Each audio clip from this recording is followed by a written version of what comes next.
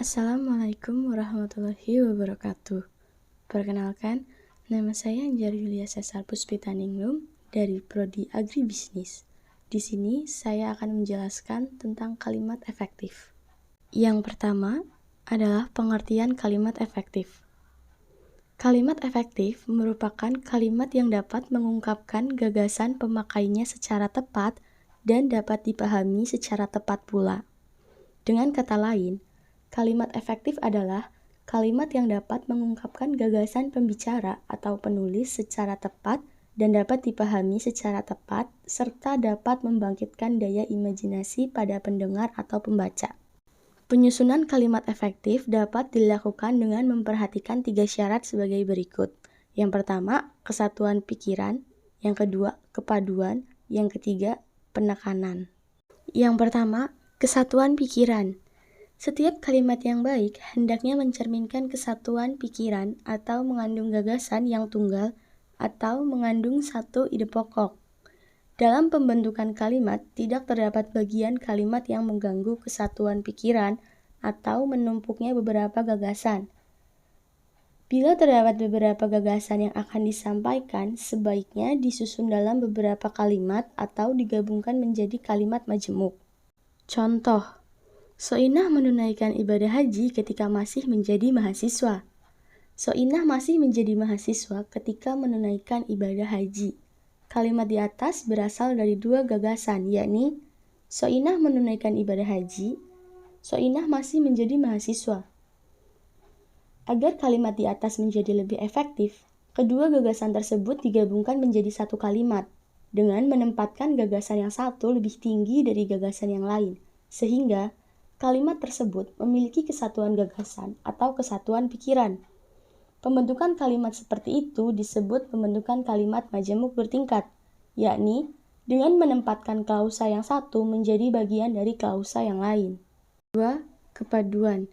Yang dimaksud dengan kepaduan atau kohesi ialah antara bagian kalimat yang satu dengan bagian kalimat yang lain. Hubungan tersebut mencakup hubungan yang jelas antara subjek dan predikat, hubungan antara predikat dengan objek, serta dengan keterangan yang menjelaskan unsur pokok. Hubungan antar bagian yang kohesif atau padu menciptakan kesatuan pikiran. Hubungan yang menciptakan kesatuan pikiran atau kesatuan makna kalimat disebut pula koherensi.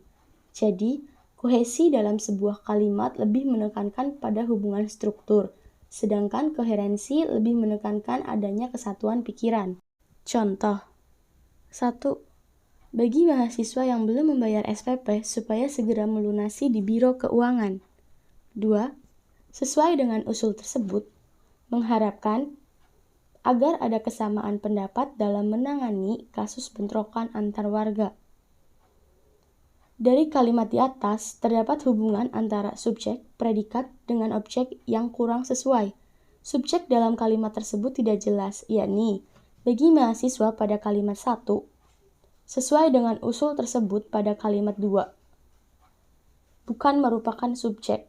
Subjek tersebut seharusnya tidak diawali dengan kata penghubung atau kata depan, sehingga subjek tersebut adalah mahasiswa pada kalimat 1, usul tersebut pada kalimat 2. Yang ketiga adalah penekanan.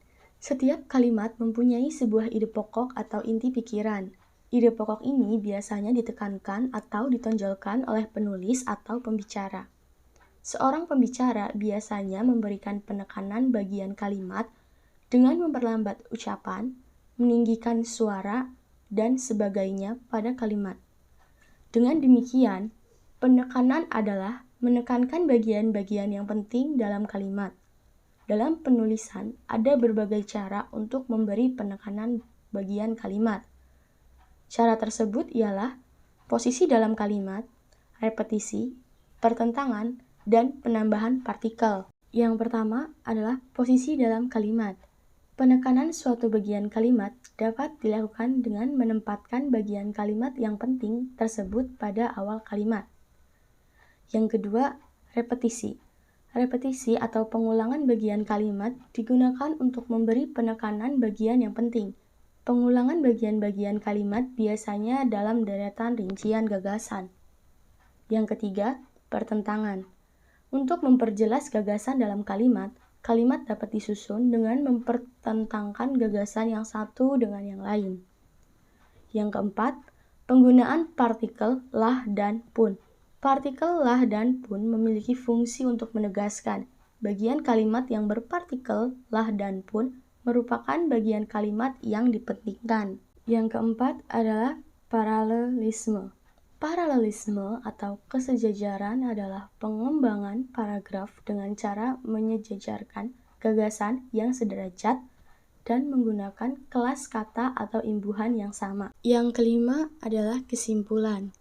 Dari penjelasan di atas dapat kita simpulkan bahwa kalimat efektif adalah kalimat yang dapat mengungkapkan gagasan pembicara atau penulis secara tepat dan dapat dipahami secara tepat serta dapat membangkitkan daya imajinasi pada pendengar atau pembaca. Penyusunan kalimat efektif dapat dilakukan dengan memperhatikan persyaratan sebagai berikut: kesatuan pikiran, kepaduan atau koherensi, dan pengembangan kalimat. Kepaduan atau kohesi ialah antara bagian kalimat yang satu dengan bagian kalimat yang lain. Hubungan tersebut mencakup hubungan yang jelas antara subjek dan predikat, hubungan antara predikat dengan objek, serta dengan keterangan yang menjelaskan unsur pokok tersebut. Penekanan adalah menekankan bagian-bagian yang penting dalam kalimat. Dalam penulisan, ada berbagai cara untuk memberi penekanan pada kalimat. Cara tersebut ialah posisi dalam kalimat, repetisi, pertentangan, dan penambahan partikel. Paralelisme atau kesejajaran adalah pengembangan paragraf dengan cara menyejajarkan gagasan yang sederajat dengan menggunakan kelas kata atau imbuhan yang sama.